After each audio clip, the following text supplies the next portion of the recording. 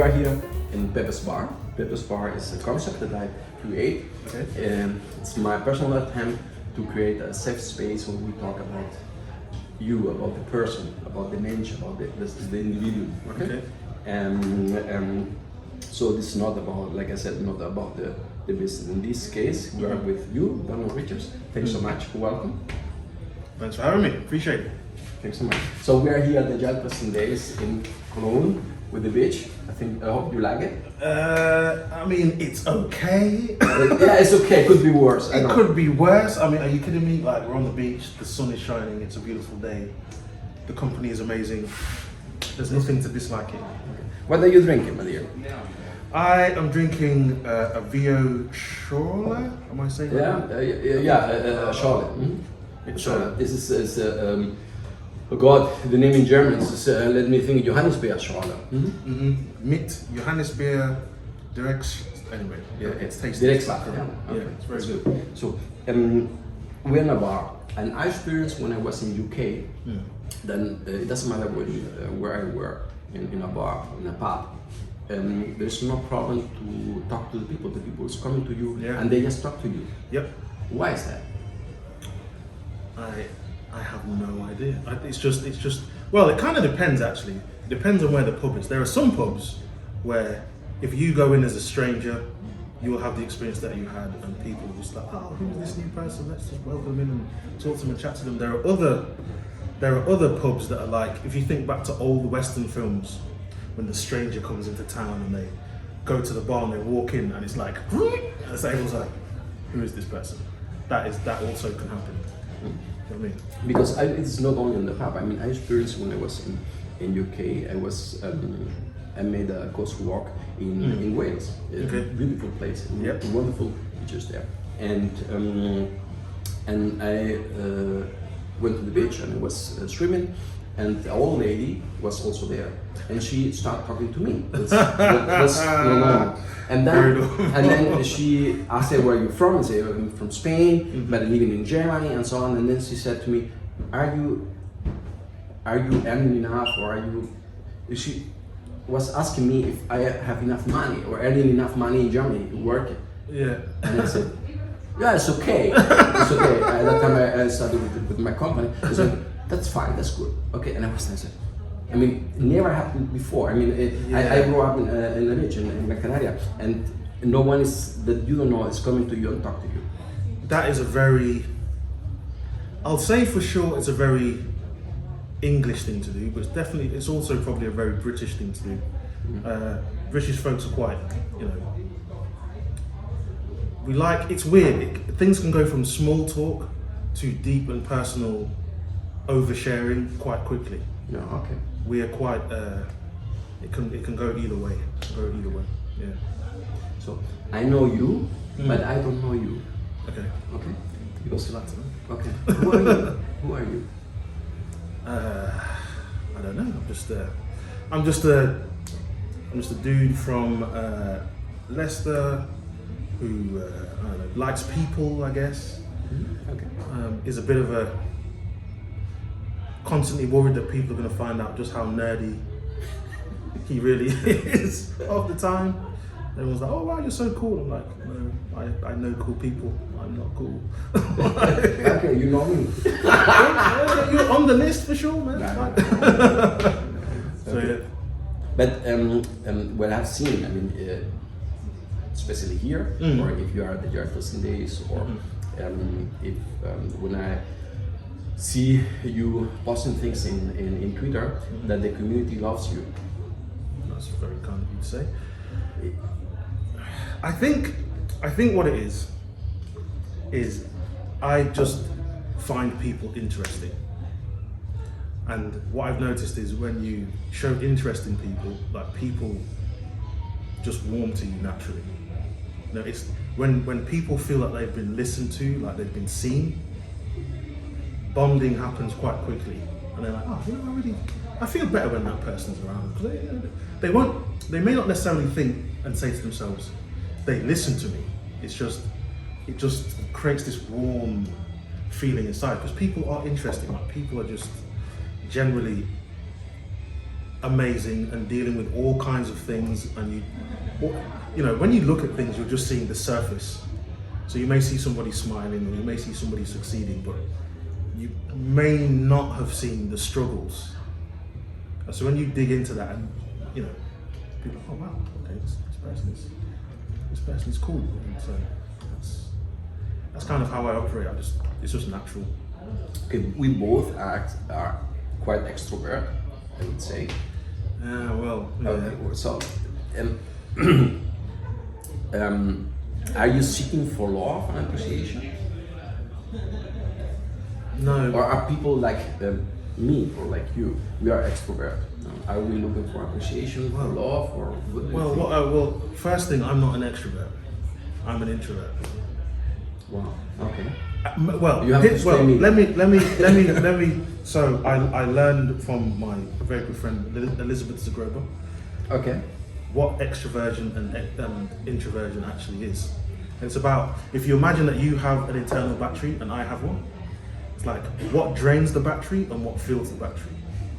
So what drains the battery for an introvert is, I'm not an expert, but could be like small talk and chatting and spending time with people they don't know very well. That drains their battery fast. And then an extrovert, they charge their battery up by being with people. Okay. And then the introvert, they recharge by being able to think and ponder or go deep with somebody that they trust. That fills up the battery. Okay. Wow. And with an extrovert, when they're on their own, so me, I feel like I'm in the middle or just in the introvert side. Okay, then let me too. Because it costs a lot of power, but I do it with a lot. Okay? But it costs power. Yeah, the reason I say I think I'm both is because I recharge when I'm on my own and when I'm with people. Okay. But the key thing is, the thing about when I'm with people is, so take this situation now, right? So we're at the wonderful Agile Testing Days open air conference. We're on the beach. There's lots of interaction going on. The reason why I can still be here is because I know I have a hotel room that I can retreat to the minute I decide I've had enough. Okay. And that actually means I'll be here for hours and hours and hours and hours. If I was sharing that room with somebody, I would be in the room now because I would want the alone time. Okay. So we're quite similar, I would say. Mm-hmm. Because it's like me, I like to be with people, but I need my time. I need always my time. Yeah. I'm seeking always for my time. Also at home, I spend hours with me alone in the night. Yeah, because I need to. It's the morning for me. For me in the night, I am a night guy. Yeah. I am a barkeeper. Right. We're in the bar. We're in the bar, and for me, when the night comes, I get really quite active. So I'm really a night guy. I'm an early bird. I'm not a night owl. Okay. As soon as so that's the other thing. When it gets dark, as soon as I decide I need to sleep, I'm going to sleep. Like no one's going to be able to stay out. I'm like, I'm going to sleep. You know, there's a German saying, the early bird catch the worm. Same in the UK, in the UK. Same. The early bird catches the worm. That's what, So that's me. Okay, so I want to go a little bit deeper with that. I think, and I get the impression that we are going quite fast with the question, but it's okay. Oh, I just realized I didn't answer the question about am I looking for love. Okay, I'm looking for love. No, I tell you what I am looking for is understanding. Understanding. Okay. So like I'm trying to understand as much stuff as possible. And are you looking for appreciation? I would like appreciation, but if I don't get it, I'm okay. So here's the thing that I've run into in let's say several romantic relationships that I've had in the past, which is I don't mind not getting appreciation, but that means I don't want any feedback. So if you want to point out the flaws, that's completely fine, but then that's when I insist upon appreciation actually. It's like, it can't just be all negative feedback all the time. So either give me all the feedback or none of the feedback. But don't give me the bad half. Like, here's what you need to do for me. Like, if that's all I'm hearing, I'm like, yeah, you know what, you can do that over there and stay away from me. What I think, for me, I mean, privately I get all the appreciation, and also from the team or from the attendees or whatever, you get the appreciation. What I'm struggling is too much, but being a managing director or the owner of a company, for many people is normal, or they think it must be like this, that you always perform and you do things. No one is coming to you and tell you, hey, great, you did. I mean, the team is doing with me now. Yeah. But I don't get. I think maybe I don't know you, but the expectation that the people or the employees have is that you always perform as a manager, and this is maybe the most of the time like that. But you don't get feedback. I mean, if you're on the top, if you're the owner, no one's coming to you and say, "Hey, great." No one. Or that is true. So it's like, to really specifically and properly answer, like, do I want appreciation? Yes, but I will get it somehow, from some way. But if all I'm getting from you is just, you know, a lack of appreciation, or just like, hey, you need to do better at this, you need to do better at this, you need to do better at this, I'm probably just going to stay away from you, because if that's all you're offering, I don't need that. Like, I get enough negative feedback. Every once in a while, just like, hey man, you did pretty well there. But people are generally quite kind a lot of the time. I get some positive feedback. I also get, you know, the negative feedback like everybody else gets, so you can improve or change or whatever. Do you know that when I am mean to you on the stage, you know that? You know that? It's love. You know that? I do. You understand that? Yeah, I do, totally. That's good. Because I do only with people that I really like. But oh shit, maybe I should cut. You're just giving away the secret. In the way that really, but it's because you have to have the trust that the people understand that, and you need the other part. The person must be so secure and safe that they understand that it's a joke, and I do that with love. You need to have that relationship, but also it's kind of it helps with the energy of the show, because there's you know, people have to be entertained. Yeah. And if it's like, you know, if you're bantering with everyone, then it adds to the fun. People are smiling, and then they're like, ready, let's do this. Yeah. So it helps. Yeah. It's good. So I said that we talked a little bit about that yesterday, that we are all the outcome of our childhood. Yes. We could spend maybe a week talking about my childhood, or longer, and I will cry maybe, and maybe you too when you hear the things. How was your childhood? But I had a happy childhood. Yeah. Okay. I don't even know where to start there.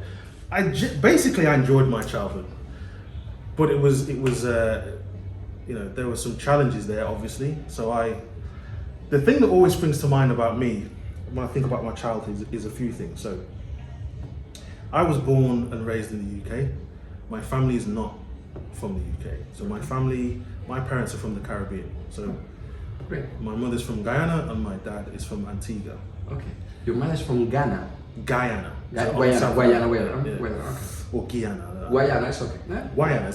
Spanish would you'd say Guyana. I didn't know that. Guyana. Okay. Yeah. So and the age I am, you know, racism is still a thing, but it was worse back then. It was much more obvious and overt. And I ended up going to school. So where I spent the vast majority of my childhood, the part of town I grew up in, there were like virtually no white people at that time. They were there, but not as many.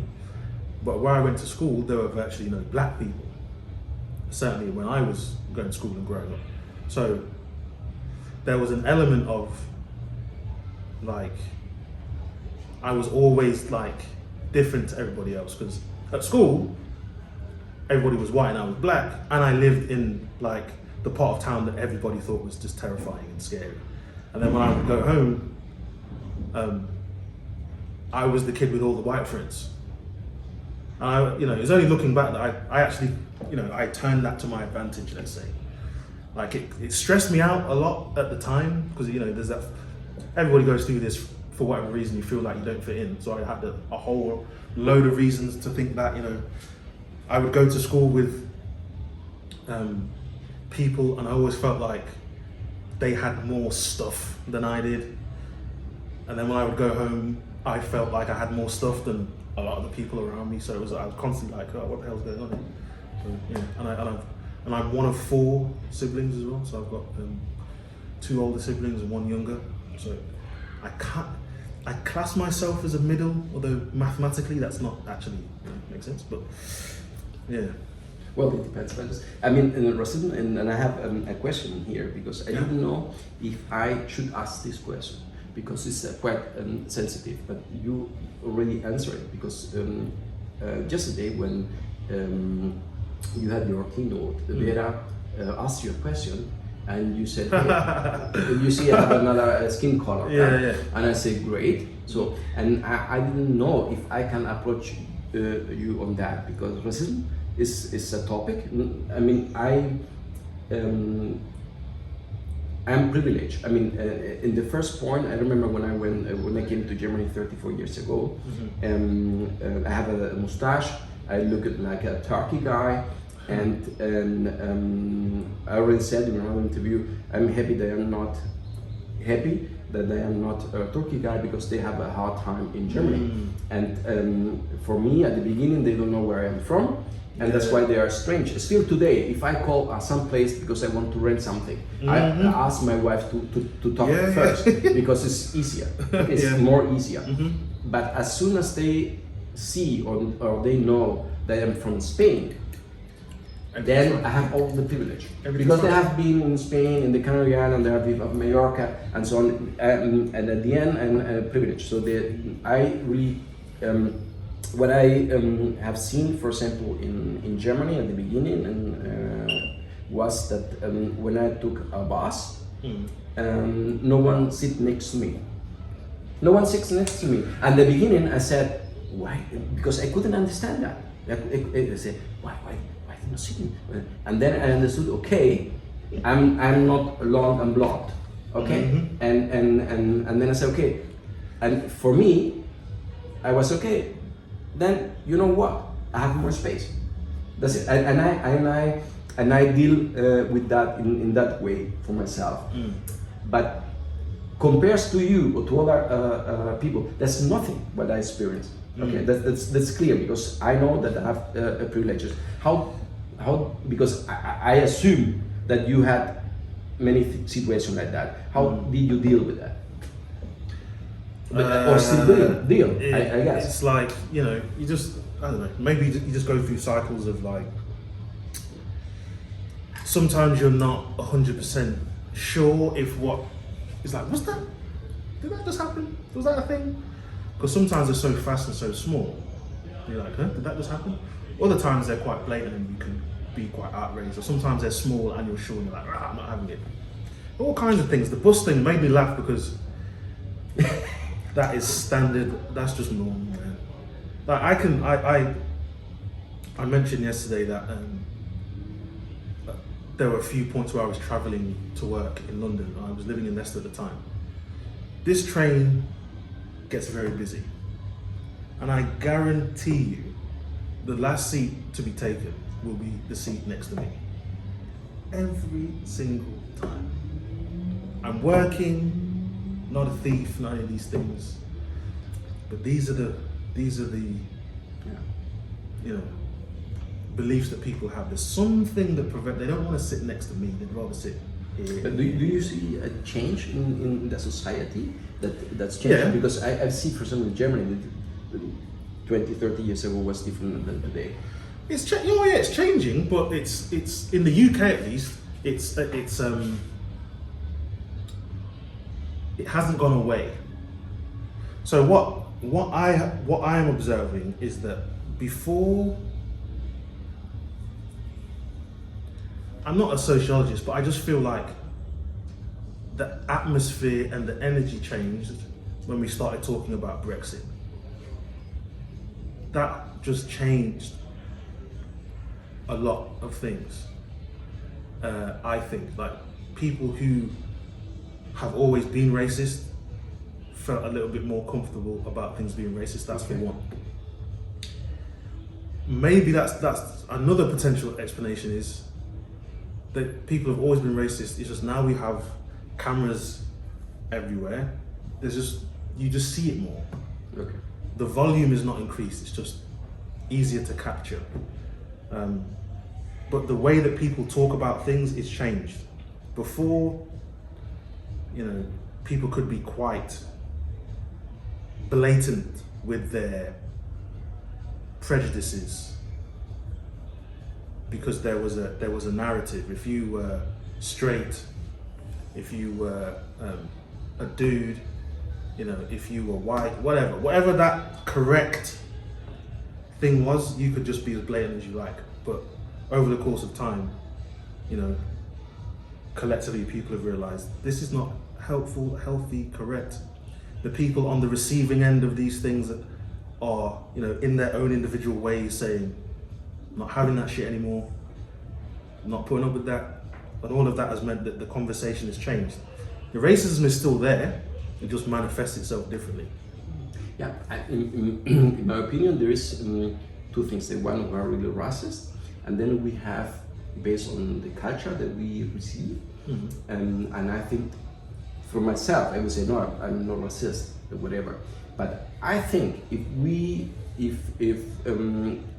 I want to be serious on that topic, that you have some bias.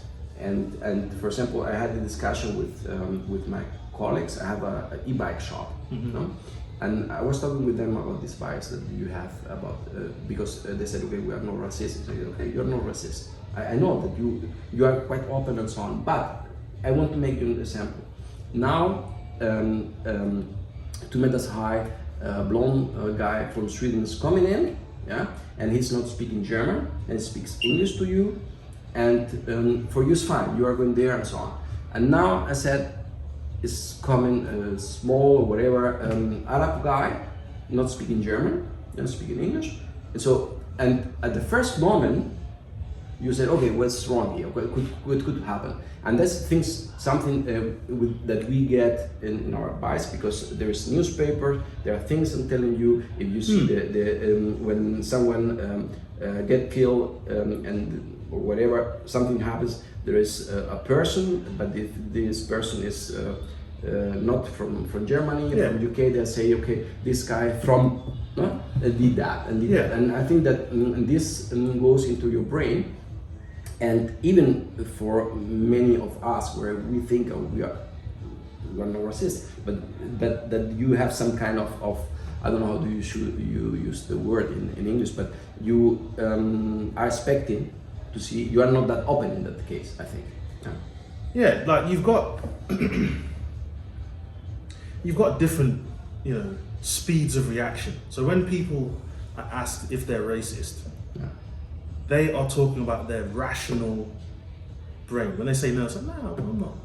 But like you said, there are situations where the lizard brain shows the first reaction. Like if you ask me, am I sexist? I'm going to say no, but I'm totally sexist. Like there are these, I think it's Harvard, but there are these tests that you can do to reveal your certain biases to certain things. Gender is one, sexual orientation might be another one, race might be another one. Yeah. We're all fucked, basically. Like, it takes a lot of effort to combat that. You have to be very deliberate.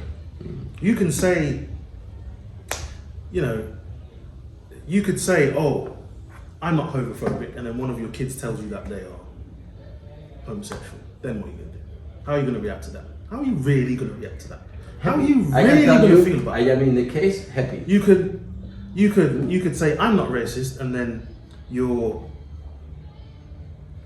best friend, who is also black, they shop with their partner who is not black. How are you going to react to that? Do you know what I mean? Really, and that's when you really get the mirror. Like, okay, maybe you are okay, maybe you're not okay. I'm just saying, until you're tested with here's another thing, and this is maybe, I don't know if this says whether you have a prejudice or not, but you know, we could be a group of dudes sat here laughing and joking, and somebody could say something that's sexist. Like, what do you do as an individual in that moment? There's no other women around to hear this, so no one's gonna know what you do. But do you jump on your friend and say, hey, that's not cool, you can't, that's very sexist, I don't wanna hear that shit? Or do you not say anything? True. That's when you find out how much you really care. And it's like, okay, what would my friends, like, I don't know, Alex, Vera, like people who are here who are friends, what would they think of our behavior in that situation? Yeah. Would they be like, this person's got my back? Or would they be like, let me down again? Yeah, true. It's hard. Like, facing into this stuff is not easy, but it's necessary. It's necessary. But you see that the new generation, for example, if I look at my kids, my son is 19, my daughter, the biggest one, is now turning 17. They are completely different. Completely different. Completely different. Yeah, brilliant. I don't know. I look at my kids and I just think they're dealing with the same stuff that we're dealing with. So I've got 3 kids. I was with my 16-year-old son, but at the time he was 10. And so we stopped in a service. So I'm no longer with his mother, so I see him every other weekend. So it's one of the weekends I've gone down to London to get him, and we were driving back. And as we did pretty much every time, we would stop at the service station, you know, grab some snacks, hit the road, drive home. So we stopped at the service station. We're the only 2 people in there. The dude behind the counter decides to come and adjust the magazines on the shelf next to where we are. So I've seen this. This is one of those situations where it's like, am I seeing what I'm... But I was short. So I said, hey son, watch this, follow me. So I went to the opposite corner of the shop. Follow me. Oh, I'm just going to adjust the display a little bit. Yeah. Just here, just in the display. And then I went into the middle of the store. He's come to the middle of the store. I said, son, he's 10. I said, what do you think, son? This person is following us all around the store. What do you think? That was when he, well, in terms of my interactions, that was one of the first times I knew he knew what racism was. And he was 10. He's almost certainly experienced other things before that, but that's the first time he and I together and said, right, this is what it is. And he was completely outraged. So that's a very long-winded way of saying they are different, but they're also not different. So there's different ways for certain things to manifest themselves. Yeah. So there's different ways where you can be attacked. Social media is now a thing, and I have a direct line to however many millions or billions of people to tell them what I think. Yeah. Whether that's good or bad. But in my opinion, in seeing my kids, that there is a change in the society. So what's different? What do you think is different? It's different. That they will not accept sexual jokes or whatever. Okay. In my opinion, okay. They are they don't have any fears regarding the race or anyone. Because they don't see with me.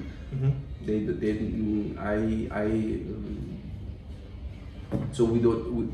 I think I mean in my case maybe it's special because I grew up in Las Palmas. And Las Palmas is quite cosmopolitan city, and you have people from Africa all around. I am African, so we have people from Africa from all around. You have people from Scandinavia or from Europe, Central Europe. You have everybody's there, and you have we have the biggest, one of the biggest harbor in South Atlantic, and you have a lot of people there. So you have all the races, all the things there, and there is no there were no problem. So the problem when I grew up was more drugs and how do you call this Gewalt. My God, when people is hitting each other, fighting and so on. The way I grew up, fighting all day. I have to fight every day. I was confronted with drugs every day, and this is my childhood. It was very, very happy, but this is my childhood, and we have a lot of people from around. So that's why there is, for example, I can make a lot of stupid jokes, yeah? But I am not making jokes about race or whatever. So that's not in my repertoire. Let's say. Yeah. And I think that if your kids grow up in that way. So this may be different, or if you see, for example, my house is quite open. So my kids rise up with people from around the world coming to my home, and where I cook for them, and where my friends, my business partner from India till US. So we have everything in there. So for them it's natural. That's what I say. For example, that. For my kids, it's normal that they need to speak languages, because we have people from around the world. So this is another kind of culture. Maybe I'm a little bit blind because I only see my family or my kids or whatever. But the hope that I have is really that there is a change, and I perceive even having. Boris Johnson or having Trump or whatever, that there is a change in the society, because I think the society is asking for the place they need, in my opinion. Okay, maybe I'm wrong, and we are seeing now with the war in Russia, this will be also a change for the better, because they are going to lose, and yeah. But I don't know. So I think what I would say is, there's an element of risk if the people who are not on the receiving end of particular action, racism, sexism, whatever, if the people who are not on the receiving end of that say, oh, things are definitely better and the problem's gone away. So it's not, I would say, if you're blind, it's not because of a bubble, it's because you're not as well equipped to detect it as, if you're talking about racism, from white folks to black folks, so much. that, like, I feel that differently. Yeah. But then I would feel sexism differently. I would say, you know, in recent years, certain sexist behavior has been brought to my attention.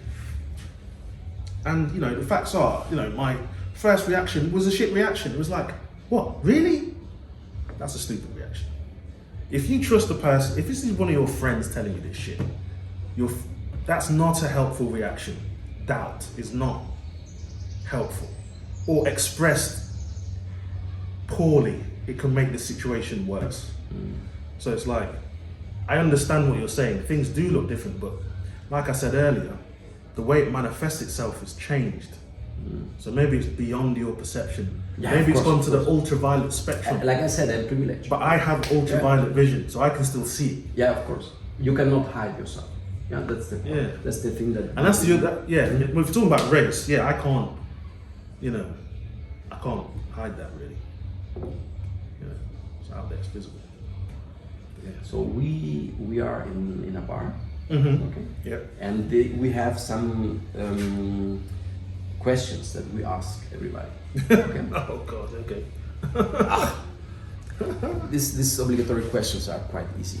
Okay. So, what is your favorite drink? So, as you see.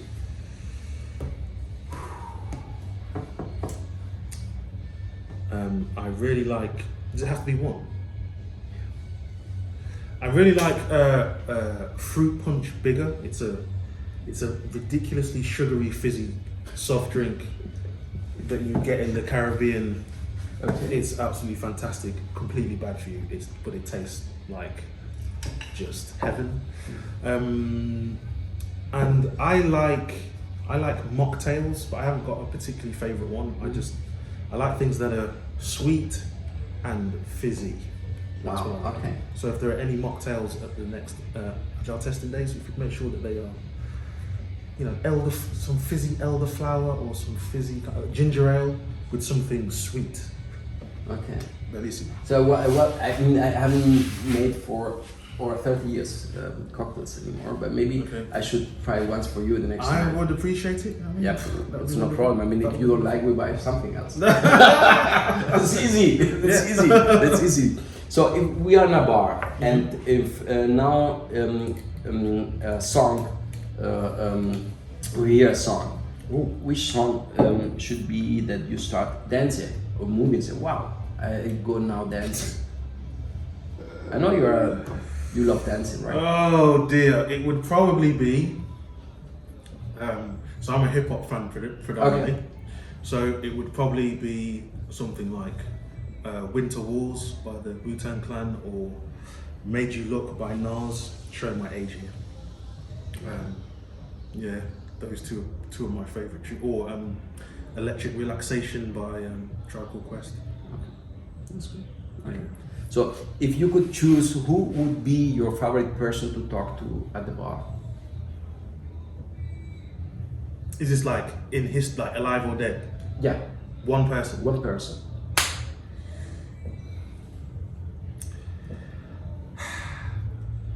So I lost my mum a couple of years ago. Okay. She would probably be number one. I would like to talk to my mum one more time.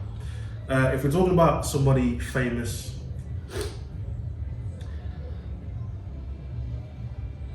there's a few people actually. So I would like to talk to Nelson Mandela because I would like to understand. This is going to sound horrible.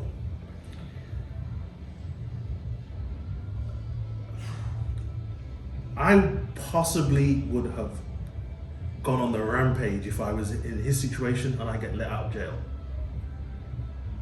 The need for revenge would have been immensely strong, and he came out and did something. I literally don't know how he was able to summon that amount of. We're not doing that. That's not going to help. We're going to come together. We're not just going to go on the. That was incredible. I like sport a lot. Yeah, you are from UK. Yeah. That's it. So I like football. So I would, you know, my favourite footballers are John Barnes, Thierry Henry, and Zinedine Zidane. Oh, seriously. Oh, Zizou. I would probably want to speak to those. Oh, and Steven Gerrard. My God, Steven Gerrard. Ugh. I'd like to speak to them because having to perform at that level time and time again, and they keep doing it. Like, what is the mindset there? I'd love to listen to them. You know that you can, if you pay enough, let's say that way, you can invite them to talk to a conference. Yeah, I know. The problem is that they are too expensive, but it's ridiculous. We were thinking about that years ago when we started with the Agile Testing Days. If we should do that because would be something amazing. And let's see. Well, because at that point we thought about Guardiola when we was in Bayern München, because I have a friend of mine who has a friend who has the contact to him in Munich, or had the contact to who? Sorry, to Guardiola. Yeah, and then maybe I wouldn't wear this T-shirt if I was. and then we thought about that, and then we said that we are not going to be able to pay that because he's going to fly with a private jet and whatever, and you cannot pay that. This is crazy. Anyway, so now very serious question. Okay, I'm ready. So I am your bartender tonight. Okay. As you see, I am your bartender. We are alone here. Okay, we are alone, and in my experience, when you have a good feeling with your client, your friend in a bar, yeah, at some point when the people have drunk a little bit, okay, they do a confession. What is the confession to make tonight? We are alone here. My confession is that I'm vegan You're vegan. and I don't like vegetables. Oh my god. Yeah. Okay. It could be worse. You could, for instance, say you like Volksmusik from Germany. What's that? Volksmusik. Yeah. What was Okay, I will play it later. That for the Germans, Volksmusik. Yeah, you wear lederhose. I did wear lederhosen, but then as soon as I became vegan, I was like, no, I can't do that anymore. Yeah. But yeah, it's a bit weird. I'm not. You don't like vegetables. I was not renowned before I was vegan. Like, if you'd ask my friends, you know, what is the food that Vernon enjoys the most? It would be some kind of meat or some kind of dead animal. Vegetables, it wouldn't even be bottom of the list. It just wouldn't be on the list. Okay. Wow. Wow. Congratulations, anyway. Yeah. Wow. Okay. So the best way to say bye. What's the best way to say bye to me? Or you say bye to someone, you say hi bye. That's the best way to end a conversation. I would say, sadly, it's time for me. Which camera is it? Is it this one? I'd say, sadly, it's time for me to go. But I hope that we meet again soon. I'll probably give you a big hug. A big hug. Thanks so much. Oh, thank you. Okay, it was a pleasure, big pleasure. Oh. You're welcome. I'd love to come back to the box. Thanks so much.